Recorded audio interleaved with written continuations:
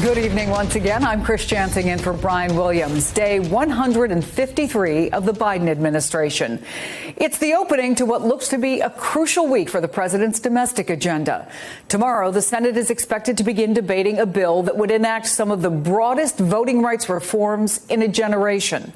Democrats plan to call a test vote to try to advance the S1, or the For the People Act, which they see as the party's best chance to undo Republican efforts to pass restrictive new voting laws in the states. It's a vote on whether the Senate should simply debate the issue of voting rights, the crucial issue of voting rights in this country. We shouldn't have to debate the voting rights. We shouldn't have to debate voting rights on the floor of the United States Senate. These rights should be sacrosanct.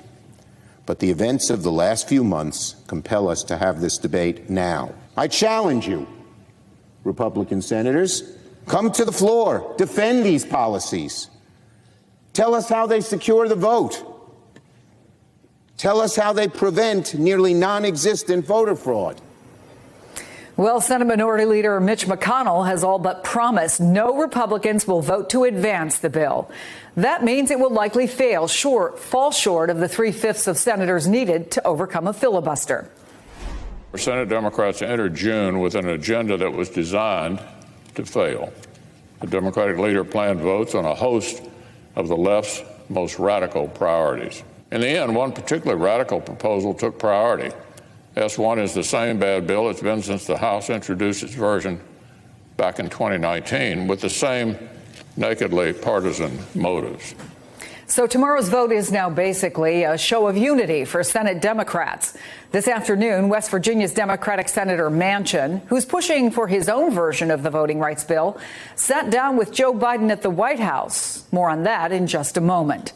The president is also trying to move the ball forward on his ambitious infrastructure and jobs proposal.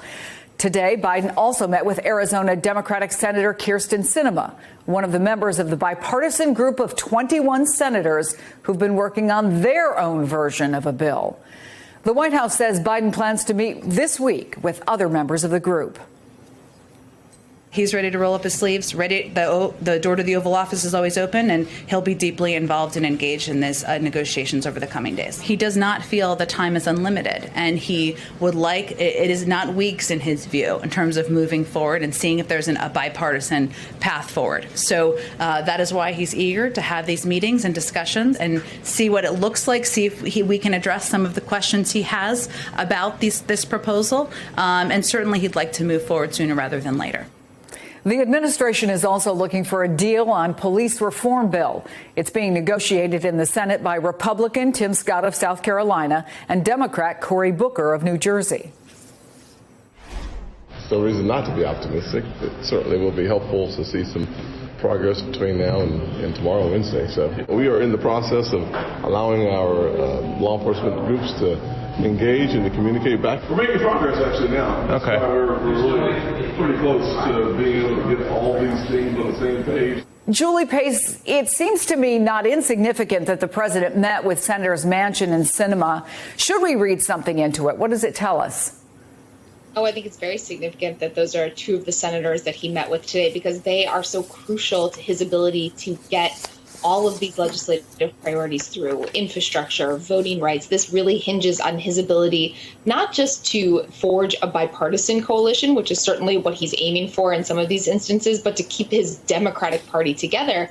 And Manchin and Sinema have been very clear that both on the details of the legislation, but also the mechanisms by which some of that legislation could get through Congress, namely the filibuster, that they're going to hold a pretty hard line here, that they're not willing to go as far as a lot of progressives are pushing. And so Biden needs to find a way to get them on board. And I think it's really still an open question, particularly on infrastructure and some of the processes here on where they're going to fall. Yeah, and Ashley, is the president's stepped up involvement a kind of acknowledgement that whatever political capital any new president has, it has a time limit?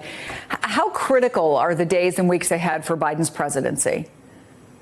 They're incredibly important, right? He just got back from his first foreign trip.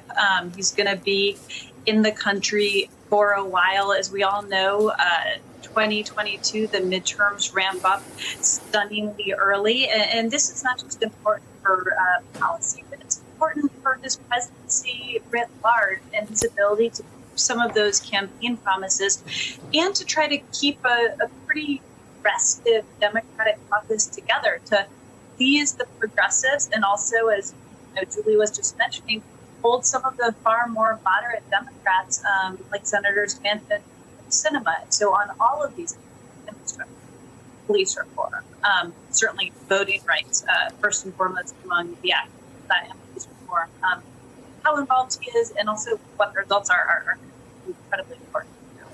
Well, let me ask you, CK, about voting rights, because if the For the People Act doesn't pass, are we just back to a series of state-by-state court battles dragging out and potentially dragging under voting rights?